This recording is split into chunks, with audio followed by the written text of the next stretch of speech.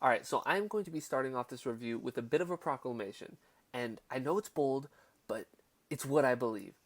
I believe that with this book, The Fires of Heaven, Robert Jordan cemented himself as one of the greatest authors of all time. I truly believe that. And I would go as far to say the rest of the series, this is book 5 in a 15 book series, the rest of the books could be complete garbage. They could be terrible. You could read and be like, oh, what is this? This is horrible. They could be awful, and Robert Jordan would still be one of the greatest authors of all time. I believe that what he has accomplished up to this point in the series is phenomenal, and I really haven't seen it before. And so I would go as far to put him up there as one of the greatest of all time without even completing the series. I think that what he's accomplished is so incredibly impressive. And so, now to jump into the review. This is a review of The Fires of Heaven by Robert Jordan. Like I said before, it's book 5 of a 15-book series known as The Wheel of Time. The first portion of this review will be spoiler-free, and then the second portion will be spoiler-filled, and I'll give a very clear warning before I start talking about any spoilers. And so, if it wasn't super apparent from my proclamation there, I thoroughly enjoyed this book. It was my favorite of the series up to this point. And there were a couple different reasons why I feel like this book was so well done. The first thing that I can get into, without getting into any spoilers obviously, is that I think that, so in all my reviews previously, I have talked about how effectively I believe that Robert Jordan is with his character work. I think that some of his characters are just phenomenal. I really think that he's great at writing characters. But I haven't touched on how good he is at writing relationships between characters. Like, he has these great characters, and they have these really fleshed out, dynamic relationships. And that is something that I feel like is often overlooked. You'll have like two characters who are like, supposed to be friends, but you don't really understand why they're friends. Like, they're just kind of friends for the plot. Like, there's no like real chemistry there. That is not the case in The Wheel of Time. Robert Jordan writes some very, very excellent relationships. And I would actually say that the romantic relationships are probably the weakest of the relationships that do exist. When I'm talking about like the relationships between friends, the relationships between like mentors and mentees, I think that the romantic ones, they're not bad, but I just think that they are like the lowest on the relationships. I think that he's so good at writing friendships. He's so good at writing different power dynamics between people, and you see, because you have this long series. I mean, I've just read the fifth book, and like each book is like fairly long. They're big books, and so you feel these like relationships grow and they change. They're very dynamic in that way, and I really, really enjoy that. And so the next thing to get into after that is that with such a long series, everything feels earned. Like, you feel these characters growing, and it feels so incredibly earned. Like, you feel like, why, like, someone doesn't just go from like zero to hero in like just a couple pages, and you're like, oh, I don't know if I buy that. It feels earned. Like, everything is like worked towards, and I feel like that's so incredibly satisfying when you see things start to pay off. Like, you really, really feel it, and I love that. The next thing that I gotta heap praise on Robert Jordan for is his establishing different cultures is something that I really haven't seen in any other series up to this point. I have never seen someone write such dynamic, real cultures that Robert Jordan has. Because most series, they'll have cultures where basically the culture is like every person from this place will have this like weird quirk. You know what I mean? Like, they'll all like, they're a bunch of musicians over here, and so they all play music. Like, that's their culture. That's not a culture. That's just a characteristic, one like trait that all these places share. That is not the case in Wheel of Time. Wheel of Time has these super fleshed out cultures where every person from that culture, the way, because it's this, the series is written in third person limited, so you're inside the characters' heads, and you feel, going from character to character, you can feel that they are like, where they are from has an impact on the way that they think about things, and it's not the same for every person from the same place, but where they are from has a massive impact on the way that they look at the world, and the things that they believe. And that's so cool. Like, no other author, I really feel like, has these. And obviously, I mean, Robert Jordan has the kind of the benefit of having such a large world that he's created, because maybe you can make the argument that some authors don't really have the opportunity to design so many cultures, but of kind of the epic fantasy genre, Robert Jordan takes the top prize when it comes to establishing different cultures, and I think that that's really, really cool. The other thing that should be noted is I feel like Robert Jordan is very effective at having themes that kind of occur throughout a book as well as throughout the series. Like, everything feels very put together, and I really, really feel like that's going to be a benefit for the reread of the series. But I 100% am going to reread the series probably multiple times. Um, and I can tell that I'm going to get a lot out of rereading the series. There's so much thought, and I'm sure there's so much foreshadowing and so much like building up to certain things that you might not see the first time around, but you know that it's there and that there's a lot of thought that is put into these different events that happen throughout the series. And so the caveat I usually give in these reviews is that yes, the series is incredibly long. That is definitely something that you should know before starting the series, but like I really think that it's worth it. I mean, up to this point, I can definitely say if you told me like, oh, I tried to read Wheel of Time and I'm like, oh, but like I didn't finish it, I'd be like, oh, where'd you stop? They're like, oh, I stopped after like book 3. I'd be like, please try it again. And if you get to book 5 and you finish book 5 and you don't think that's very good, that's just, different taste. It doesn't line up with your taste. But I really think what Robert Jordan accomplished from book 1 to 5 is so phenomenal. And who knows, and that could carry on to 6, 7, 8, 9. Hopefully all 15 books I have the same opinion. Because up to this point, pretty much every single book that I've read has gotten better. Like, it has really gotten better. And Fires of Heaven is the best book in the series so far, up to the point that I'm at. And that's, like, so cool, because the second best book was The Shadow Rising, and that was the 4th book. And so that's, like, really, really cool to have a series progressively get better when the first book was really good. It was phenomenal. But that's just how great of a series it is. So I would highly, highly recommend it to anybody. If you're on the brink, give it a shot. And so that concludes the spoiler-free section of this review. If you haven't read the series, don't go any further. Alright, and so with this review, obviously, there is some major things. So I'm going to start with the good stuff, and then I'm going to start with the sad stuff. It's all good stuff, but I'm going to start with the more happier thing. And so the first thing that I got to bring up is Matt. Matt is so freaking cool. Matt is, like, he is, like, becoming, like, probably my favorite character, besides Rand, just because, I mean, it's kind of unfair to say that Rand's my favorite character just because we're dealing with Rand so much.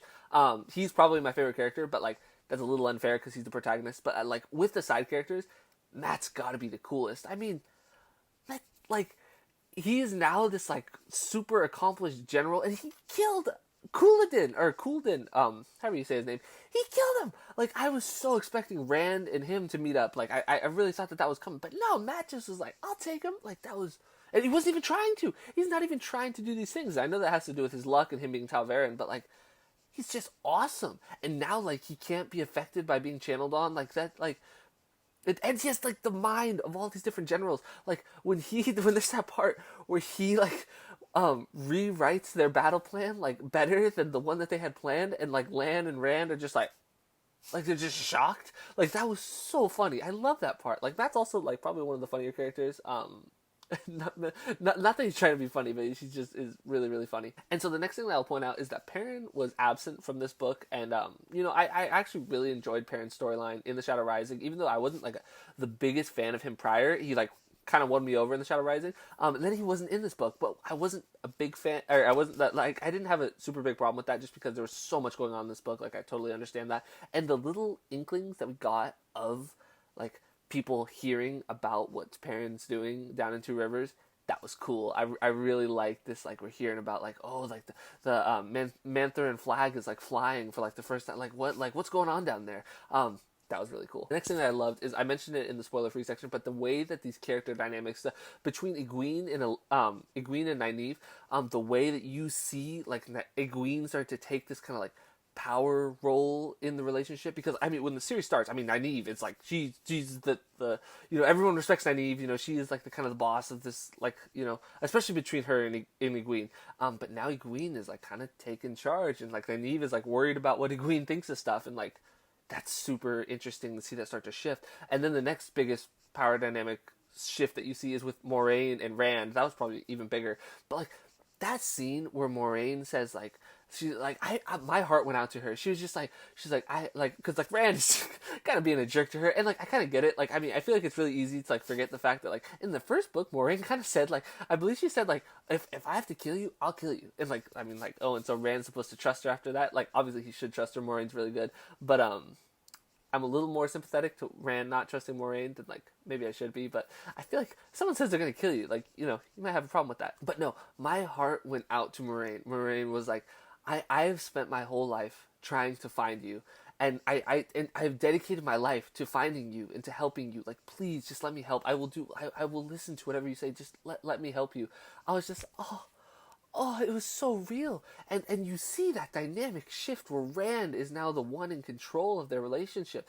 And that was just mind blowing. And then one of the funniest parts of the book, it would have to be the fact that when Elaine is talking to Min and like they're talking about how like they're worried about like whoever the third girl might be in like the relationship, with Rand, you know, the kind of how Rand is like we're predicted to have like three different women fall in love with him. When Elaine is just like, oh, well, I hope Aviend is watching him closely because I'm really worried about this third girl. I was just like obviously that was kind of a cheap joke. I mean that joke writes itself, but it was so funny. I thought that was so funny. I'm like, oh, Elaine, you have no idea. And then it's like a really small thing, but like I'm like really interested in like Tom's past, like knowing like why Tom is like so like knowledgeable about certain things. I mean, it's obviously been heavily alluded to that he like was involved in like a lot of stuff, but like to what capacity? Like there's a lot like going on there. It's like a really small thing. And it's just like there's just little hints here and there, but like him and Garth Bryant, like them, like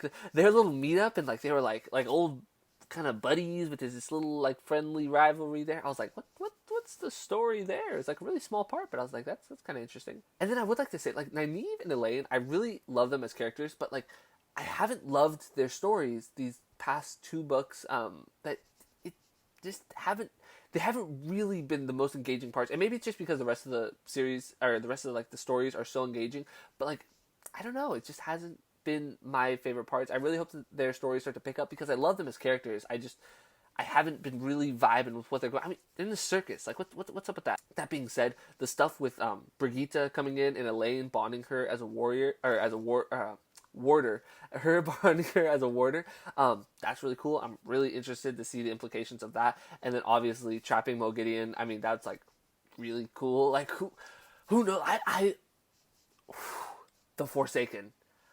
I adore the Forsaken. Like obviously they're horrible, but like they're so interesting. And that was one of the other things that made this book so awesome is that this is the closest look we had at the Forsaken the entire series, and like I loved it. I loved it so much. They're so interesting because they're so evil, and like the dynamics between them. Like talk about cultures. You know, you got the Aiel. The Aiel have great cultures. You know, the Aes Sedai have great culture. But the Forsaken, like they're so like cutthroat with each other. Like I love it. None of them trust each other. Like they're all like, oh yeah, they're probably trying to kill me. Like, but like they just acknowledge it because they're like, well, I'm also trying to kill them. Like they're so interesting. And so now we can start working our way a little bit into the sad. And so I'll start with Asmodean. I really liked Asmodean. Like he was really like interesting. And like obviously, I feel like one of the reasons I really enjoyed him is because he was kind of this like our gateway into information about the Forsaken and about kind of the history of the world, which I really find interesting. And I was so sad that he died, and I want to know who it was. I really want, like, talk about a cliffhanger. Like when Asmodean died, I was like, but I love him, and so that was rough. I was like, but I mean, obviously, excellent cliffhanger. And then talk about like raising the stakes for the series. That would probably be like one of my only criticisms of the Wheel of Time, like up to this point, is that at some times it felt like the stakes weren't particularly high. Like I never was really worried that any of the main characters would be in any particular danger. To be fair, there's never like instances where they're like on the brink of dying and it's like kind of cheesy, like they got out of it again. So like the series doesn't really do that. But I just like I really like when I feel like there are stakes to the story and I feel like characters are in danger, and like so a character like Asmodean, like dedicating a huge chunk of the story to him and then having him die, I thought that raises the stakes. That definitely does. My other favorite of the Forsaken, probably my favorite Forsaken though, would have to have been Lanfear up to this point. I mean, probably because we got so much from her. But I mean, from the introduction of her, like when we meet her as Selene, and then like we get this like weird vibes from her, and then obviously it's because she's one of the Forsaken, and like her relationship with Rand is so weird because she like kind of wants to help him. Like she actually like she's evil, but like she does want to be on his side. Like she genuinely like it's because she was in love with like Lews Therin, but like she like like actually like I feel like there were parts in the story where like she actually like gave him some like valuable information, and like she's not like super helpful, but like that was interesting. And then she goes crazy. Like that was when she like went berserk. When she found out about Avienda and Rand, like I was like, oh my gosh, because originally when she like met with Rand and like she was like telling him like, oh, you wore in your dreams, huh? It's because because you're dreaming of other girls, huh? Like, I was like, oh my gosh, she's so, like, she's so crazy jealous, like, really, really jealous. And then when she just went berserk on the docks, that was, I mean, that led to probably the most, like, heart-wrenching, gut-punch moment of the series when Moraine sacrificed herself for Rand. That hit me so hard because I did not see it coming whatsoever. I really thought, and like, talk about raising stakes.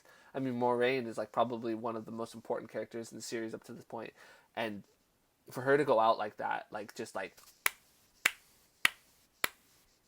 that was great. That was so good. And then her letter, like, I'm not gonna lie, I got a little misty reading her letter. I got a little misty knowing that she knew it going into it, and she still played the cards exactly the same.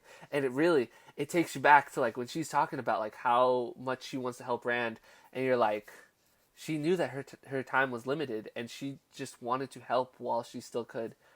And that, like, that hit me so incredibly hard. And then obviously you have Lan, like, Lan's like super, like, his like, I really like that Rand like respects Lan so much, and Lan's like, it's got to be a clean break, talking about Nynaeve, and then like Rand kind of like taking that advice a little bit, like he just took it seriously, and so that was really sad to see Lan like show as much emotion as he really can show for the kind of character that he is. That was really, really good. And then I know this review's getting on a little bit, but it's just such an action-packed book. But I got to talk about Rand. I mean, Rand had I love that we had so much Rand. I mean, like, I really hope that we don't have a book like The Dragon Reborn again where we have like virtually no Rand, because like Rand is my favorite character, just because, I mean, he's the most interesting. Like, how could he not be the most interesting? Like, seeing like, because like early in the series I was like, all right, what's this like descent into madness gonna look like? Because obviously it's pretty foretold that he's going to slowly go crazy, and so like I was like, what's that gonna look like? And then when he starts getting Lews Therin, like his words popping in his head, I'm like, oh, so that's what it's going to look like. And that's interesting. That is really, really interesting. Especially because like it kind of feels like the it's not like crazy words. Like, he actually does have like kind of like memories. Like, it's really, really interesting. So that's cool. And then like obviously I loved kind of the thematic, kind of like you get like, it wasn't our introduction to Balefire, because I believe Egwene used it in a previous book. I think it was Egwene. But Rand using it at the beginning of this book, and like we obviously learned the implications of it, and so I'm like, okay, it's gonna like, it's gonna come up again. I didn't know where, I didn't know if it's gonna be in this book, but like you knew that, like as soon as they explained that, it's like, oh, that's not gonna be the last time they use it. And then actually I gotta say, I was talking about like raising stakes or anything. When Aviendha, Mat, and Asmodean died the first time, when the three of them died, I was like, they're coming back to life from Balefire. Like, I mean, it was so obvious. Like, there was like so little like page time kind of devoted to that, and like it just didn't feel like, I'm like, oh, okay, Rand's gonna use Balefire and then come back. Even knowing though, like being super, super telegraphed, I still felt like Rand's fury at the end with Ravin was so cool. Like, that is something, because the Wheel of Time show is coming. That's going to be a scene that will be so cool on the big screen. Obviously, there's going to be so many, not the big screen, on the TV screen. That is going to be such a cool scene to see actually happen. Obviously, there's a number of scenes that are going to be really cool to watch, but that's one where I felt like, because I love that. I love when a character's like really mad and they just go into this fury and they just go, like, that's cool. I think that's going to be a really, really cool scene. And honestly, there is so much more that I could talk about with this book, but this review is already getting pretty long. So I will just say that this book was so, so good. I enjoyed so many aspects of it, things that I didn't even get the chance to bring up. I really, really enjoyed this series so much. I'm so excited for the next book. And so if you guys disagree with anything I said in this review, please leave a comment down below. But if you enjoyed the video, make sure to like and subscribe, and have a great day.